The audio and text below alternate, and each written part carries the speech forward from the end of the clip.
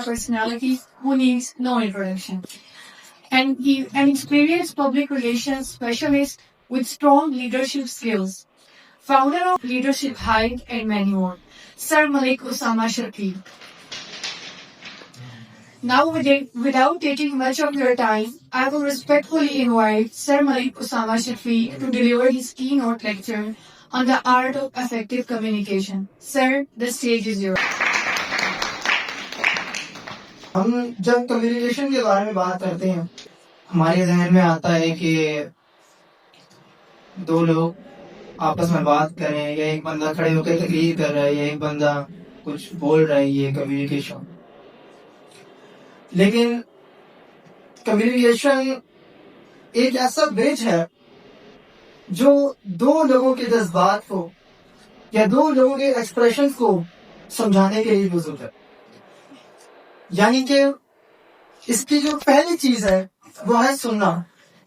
Communication सिर्फ ये नहीं है कि आप बोल किस तरह रहे, कम्युनिकेशन ये है कि आप सुन किस तरह रहे। कम्युनिकेशन के साथ हमारा ताल्लुक पैदाइशी होता है ना। जब आप दुनिया में आते हैं तो वह एक आवाज आती है और आपकी कम्युनिकेशन स्टार्ट हो जाती है। और जो लोग नहीं रोए वो थोड़ा ईरान परेशान हो गए। मैं तो रोया था, मैं भी रोया था, मेरी वालदा को था। और जब तक हम इस दुनिया से नहीं जाते, एक बंदा मरने वाला है ना तो वो भी लेटा है किसी तरह इशारे से वो पानी मांगता है, तो कम्युनिकेशन उस वक्त भी चलती रहती है। आपके दुनिया में आने के साथ शुरू होती है और आपके दुनिया से जाने के साथ ही खत्म हो जाती है। इतनी अहम चीज है। अब ये कम्युनिकेशन इंसानों में नहीं होती, सिर्फ जानवरों में भी होती है। आपने देखा है बिल्ली का या शेर का कोई काव्या को बुलाते हैं उनको कम्युनिकेशन। भेड़िया कोई अपनी फैमिली के साथ कहीं पर जा रहा है उनको बुलाते हैं कम्युनिकेशन। लेकिन इंसानों में ये चीज मुख्तलिफ है। क्या चीज मुख्तलिफ है? कम्युनिकेशन हमारी भी मुख्तलिफ क्या चीज है? चले बताएं।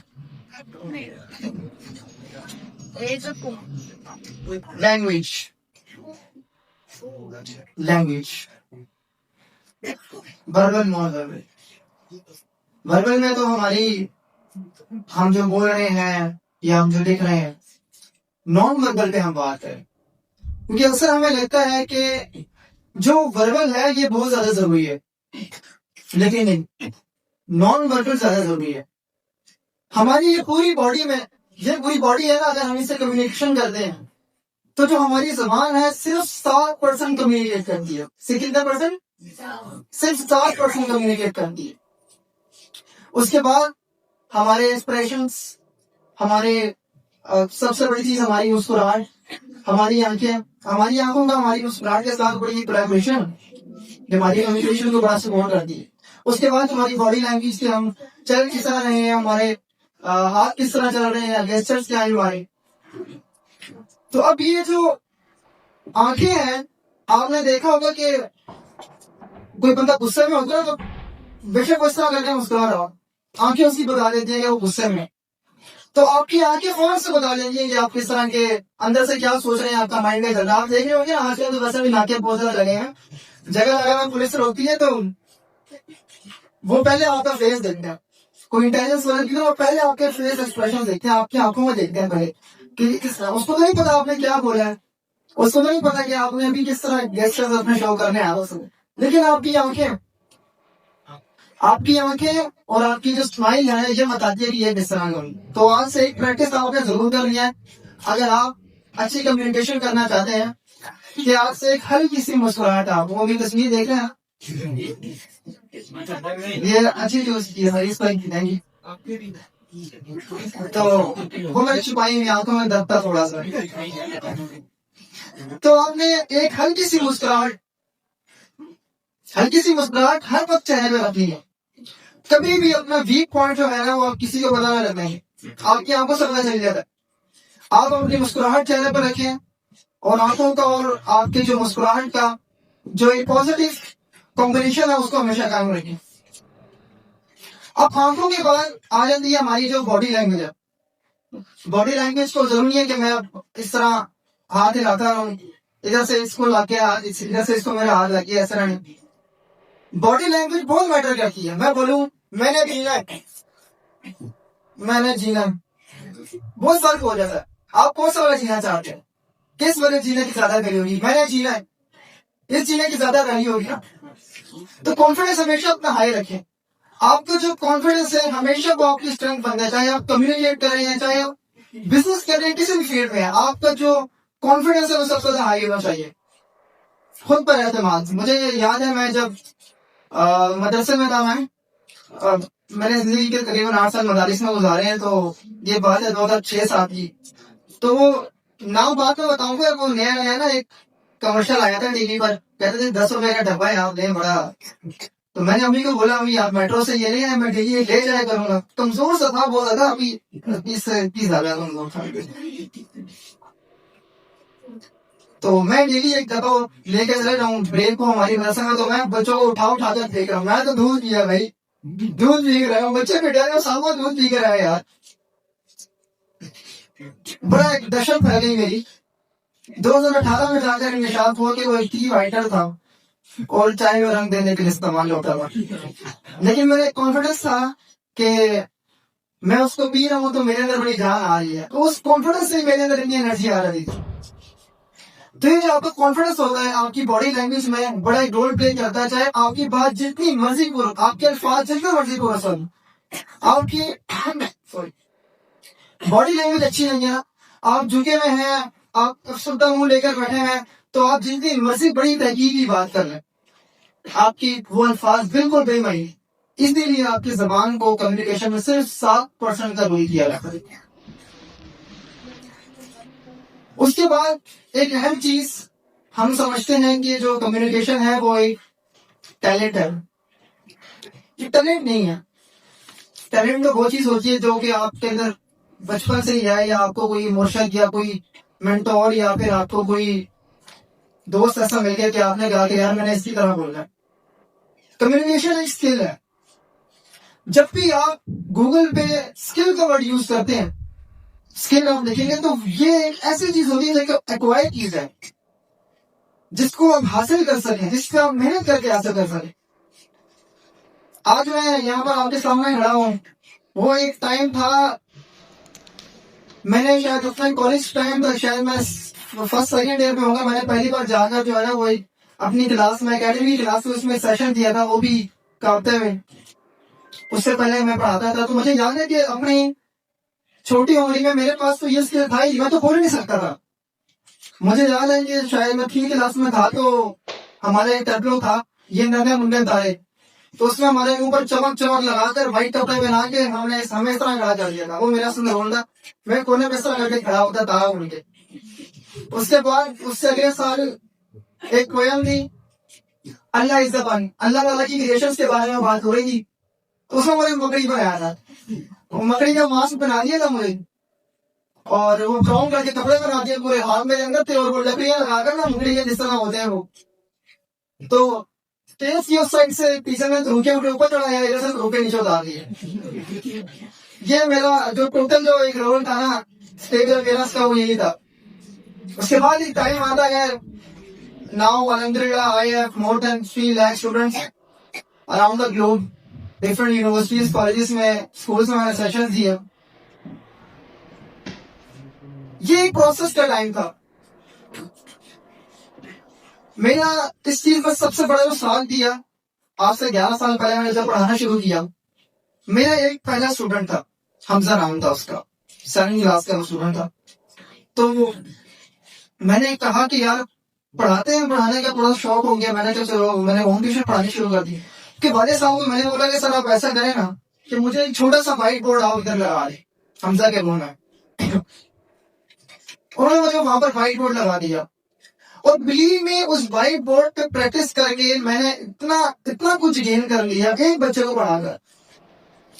उस एक बच्चे को पढ़ाने के बाद किस तरह स्टूडेंट्स की लगाव में इजाफा हुआ कि आज मैंने आपको एक बात बताई।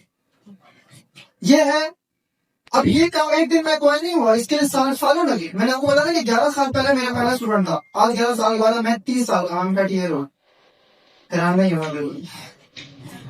तो 18.5 साल की उम्र में मेरा पहला स्टूडेंट आ गया था मेरे पास। अब आप में से किसी को स्टीफन कोवी का पता है? हाफिज अजीज साहब, वो स्टीफन कोवी का एक, वो आगे कीजिएगा। स्टीफन कोवी की किताब है 7 Habits of Highly Effective People। उस किताब का तो नाम सुना होगा बोल रहा हूँ। अच्छा, ये उस किताब का एक पेज है। ये स्टीफन कोवी ने एक ग्राफ मुतारिफ करवाया था। इसमें इसके 4 क्वाड्रेंट्स थे। अब ये क्वाड्रेंट्स जो है ये कामों के भी हैं और टाइम के भी हैं। पहला क्वाड्रेंट है अर्जेंट एंड इम्पोर्टेंट, दूसरा है नॉट अर्जेंट बट इम्पोर्टेंट, तीसरा है नॉट इम्पोर्टेंट बट अर्जेंट, चौथा है नॉट इम्पोर्टेंट नॉट अर्जेंट। अब ये जो सेकंड क्वाड्रेंट है ये मेरा फेवरेट क्वाड्रेंट है। मेरी ये किताब है जैते हयात। मैंने स्पेशली इस क्वाड्रेंट को फोकस करके उसके ऊपर बड़ा कुछ लिखा। ये हम इसको बोलते हैं लीडर्स क्वाड्रेंट है। यानी कि इसमें वो काम है जो कि आज करना तो जरूरी नहीं है, लेकिन आज स्टार्ट करना बहुत जरूरी है। यानी कि अगर इस काम को फिलहाल ना किया जाए तो खैर, लेकिन अगर रोज थोड़ा थोड़ा करके ना किया जाए तो बड़ा मसला हो सकता है। मिसाल के तौर पे अगर कोई इंसान अच्छा बोल लेता है तो उसने वो पिछली चीज है कि मैं कोई नहीं की, उसके लिए वो रोज सुबह उठता है, कोई किताब का कोई सफा पढ़ता है, रोज सुबह उठता है, अपने आप से शीशे में खड़े होकर बात करता है, रोज वो कहीं पर निकलता है, किसी कोलिग से मिलता है, किसी इंटेलेक्चुअल से मिलता है, किसी गैलरी में जाता है, नेटवर्किंग करता है। फिर आहिस्ता आहिस्ता एक वक्त ऐसा आता है कि उसके मेथड्स और उसकी फिलॉसफी इतने मेच्योर हो जाते हैं कि वो कहीं पर खड़ा होकर बात कर सकता है। फिर वो अपने आपको टीवी में भी देख रहा होता है, फिर लोग उसके साथ तस्वीरें भी खिंचवाना चाहते हैं। अब ये सब उन अहम कामों की वजह से है जो कि जरूरी नहीं थे, जो कि इंपॉर्टेंट नहीं थे, लेकिन जरूरी बहुत थे। यानी कि उसको रोज थोड़ा थोड़ा करना बहुत जरूरी था। डैरेन हार्डी की किताब है द कंपाउंड इफेक्ट। उसमें वो बताता है कि इतना सा डाइस होता है, उसको आप गिराते हैं उससे बड़े डाइस के ऊपर, फिर उसको गिराते हैं उससे भी बड़े डाइस के ऊपर, फिर उससे भी बड़े डाइस के ऊपर, करते करते करते वो कहते हैं डैरेन हार्डी के आगे एफिल टावर भी खड़ा हो जाना तो वो भी गिर जाएगा। This is the power of compound effect. यानी कि छोटी जगह से आज स्टार्ट किया जाए तो कल को आप एक बड़ा मार्जिन असर कर सकते हैं। और ये ना सिर्फ कम्युनिकेशन के लिए मैं बता रहा हूँ, ये आप एक लाइफ लेसन बना लें कि आज आप किसी काम को छोटे लेवल पर स्टार्ट करेंगे, हो सकता है कल कामयाब ना हो, परसों कामयाब ना हो, 1 साल बाद भी कोई कामयाब ना हो, लेकिन आप इम्प्रूव करते करते 5-6 साल बाद आप बहुत कामयाब हो चुके होंगे। इन सब के बीच में जो बड़ा बैरियर है एक बड़ा मुकाबला है। मुकाबला किस चीज का? खौफ वर्सेस इनिशिएटिव। खौफ क्या? अगर मैं आप में से अगर कोई इंट्रोवर्ट यहाँ पर बैठा है, उनको बोलूंगे आप यहाँ पर आए, वो और तो यहाँ से आएंगे नहीं। कौन इंट्रोवर्ट है? हाथ रखा करो। इंट्रोवर्ट बताते भी होंगे क्या इंट्रोवर्ट है, ये मसला है। तो जब वो यहाँ पर आएंगे ना तो वो डरेंगे, लेकिन जब वो एक बार आकर यहाँ पर बोल लेंगे ना, इनिशिएटिव ले लेंगे, तो उनका डर खत्म हो गया और इनिशिएटिव उन्होंने ले लिया और उसके बाद वो बोलने के काबिल हो जाएंगे। आप में से किसी ने पतंग उड़ाई है? जब आपने देखोगे जब आप पतंग उड़ा रहे होते ना तो वो पतंग एक साइड पर नीचे गिर रही होती है, तो हम क्या करते हैं उसको एक साइड पर उसकी एक कंधी बांध देते हैं, वो ना डोर से एक बांध देते हैं, फिर क्या होता है वो पतंग बैलेंस हो जाती है। तो वो पतंग, वो जो करनी होती है वो उस डर का काम, उस डर से निकलने का काम देती है, उसके बाद आपकी लाइफ बैलेंस हो जाती है। इस सब के बीच में जो ये जो पूरा गोरा धंधा है, इस सब के बीच में एक चीज आपके लिए जो बहुत जरूरी है समझना, वो है फीडबैक।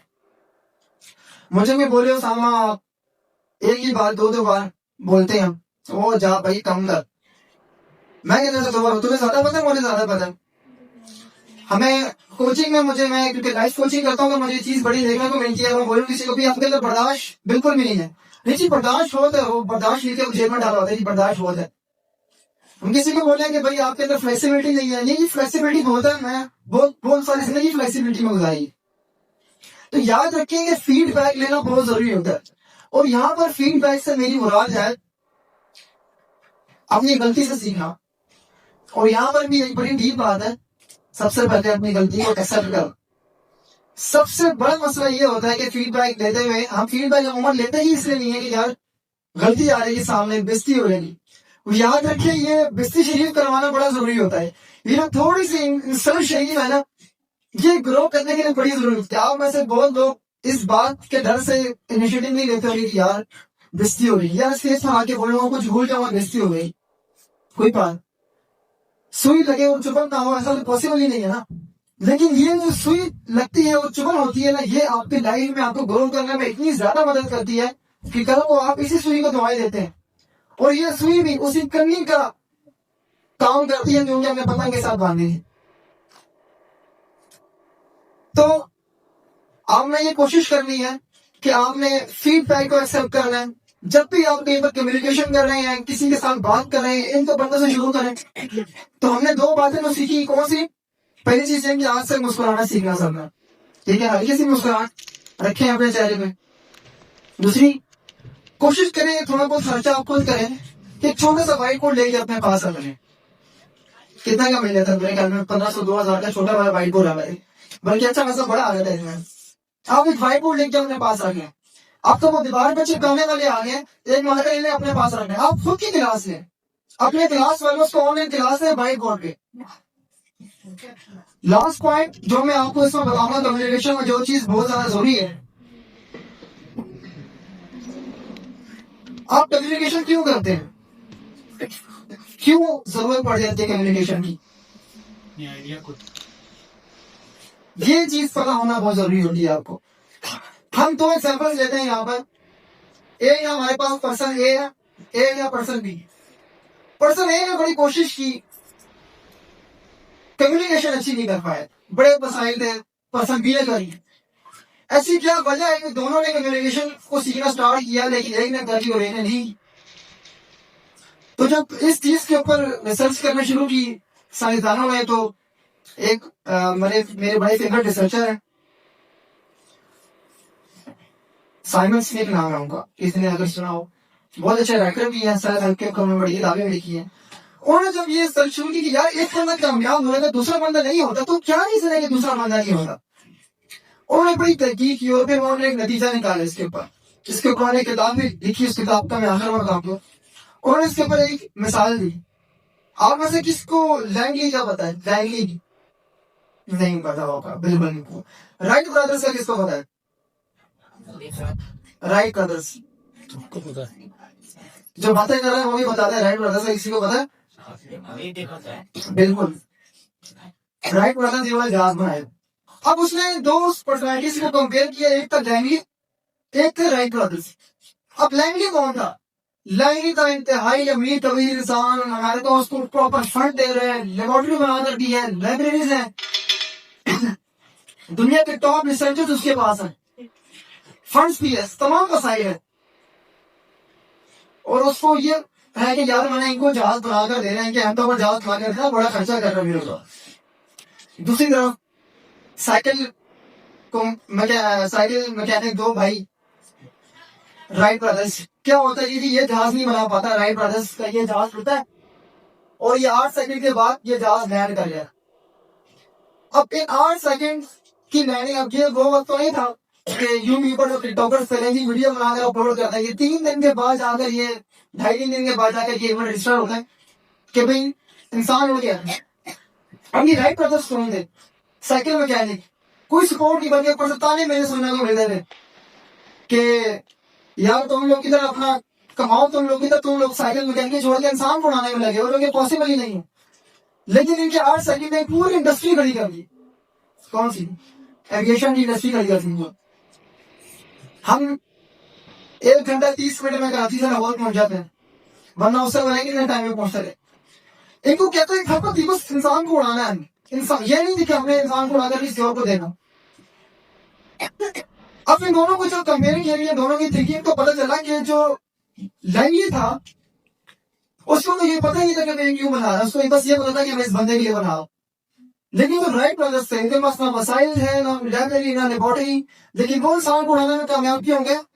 क्योंकि उनको पता था कि वो क्यों बना रही, वो इंसान को उड़ाने के लिए बना रही। तो इस बेस के ऊपर साइमन स्मिथ ने अपनी किताब का नाम लिखा स्टार्ट विद व्हाई। आप क्यों करना चाहते हैं? आप कम्युनिकेशन कर रहे हैं, क्या आप बेतुकी कम्युनिकेशन करना चाहते हैं?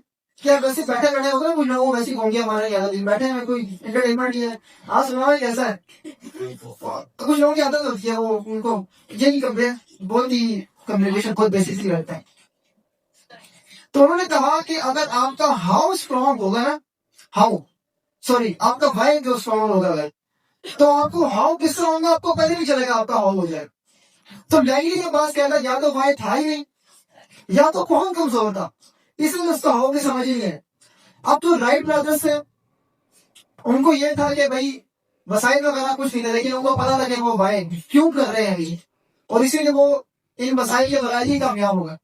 तो हमेशा याद रखें कि आप जब भी कम्युनिकेशन को प्रैक्टिकल करना चाहते हैं या इसको मास्टर करना चाहते हैं, तो आपके पास उसके लिए कोई रीजन होनी चाहिए, कोई ऐसी खालिश रीजन, एक ऐसा मकसद होना चाहिए जिसकी बेस पर, जिसकी डीपीसी पे आप काम कर सकें, वो बुनियाद होनी चाहिए।